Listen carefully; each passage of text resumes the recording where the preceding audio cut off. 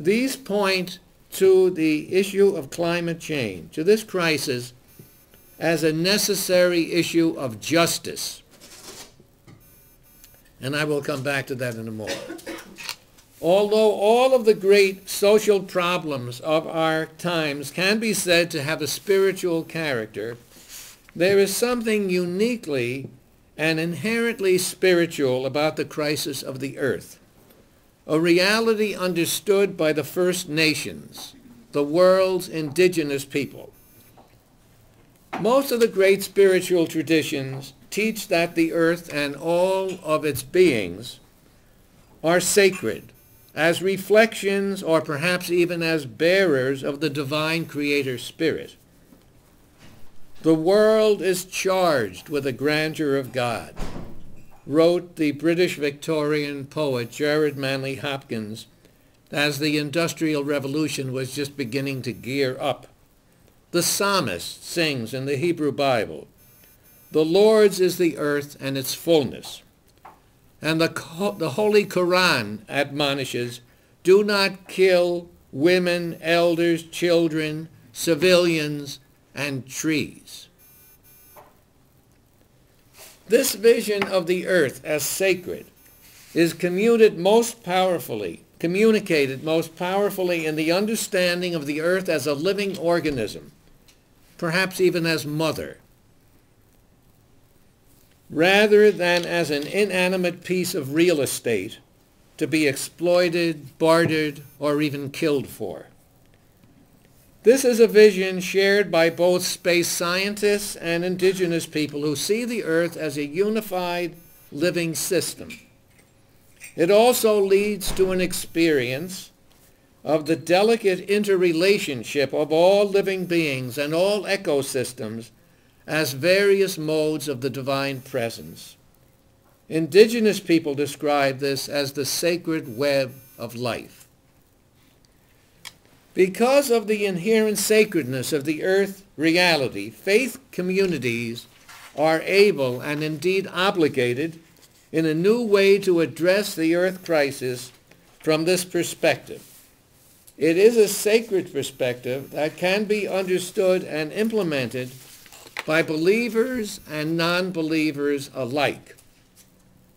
This vision of the natural world not only transcends religious differences, but even the traditional understanding of religion itself as something universal to every human being. How can the human family, and here we come to the crux of our challenge, how can the human family best be reminded of its distinctive role as those beings in whom the earth and even the universe become conscious of itself? The self-consciousness of our species gives humans both the ability and the responsibility to find its way out of the extreme crisis in which we find ourselves today, and indeed which we humans have ourselves created. The severity of this crisis, which many knowledgeable people deem to be drawing ever closer to the brink of irreversibility, requires a religious response of extraordinary wisdom and audacity. The God of history is calling on us to launch a mobilization of the communities of faith, of the human conscience, of the moral imagination, with unprecedented seriousness. The time has come for a global interfaith convocation for the earth, called by the leaders of the world's great religious traditions. Such a gathering would issue an inspired prophetic appeal to the planet, announcing the extremity of the crisis of global warming, and call for a worldwide mobilization to reverse this danger while there is still time. This would be a message of hope, but not of easy optimism. And I note that in his recent talk, Archbishop Tutu said that he considers himself a prisoner of hope. but I'm glad he didn't say a prisoner of optimism. Its hope would lie in a concrete plan of action based on the best scientific and economic information, which would include the input of the poor, of the indigenous young people, and the young people, and of women. This message would state the dangerous consequences of non-action or even of inadequate measures in a clear and honest, uncompromising way. At its core, there would be a spiritual call for climate justice based on a demand on equity between the developing and the developed worlds. This would include an equitable assignment of carbon reduction between the North and the South.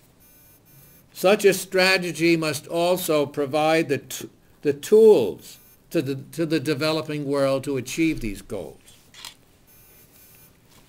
This prophetic call of the communities of the Spirit should be especially clear and courageous in calling for a radical transformation in lifestyle, especially in the Western world. Inherent in this message is confronting its societal addiction to the fossil fuel economy. Such a change in lifestyle needs to include, but should go far beyond the issue of transformation in the choice of vehicles that people drive.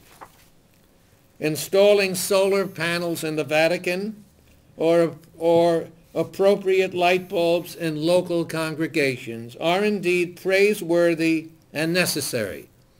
But we are speaking here of a frontal attack. Consumerism can't exist with planetary survival.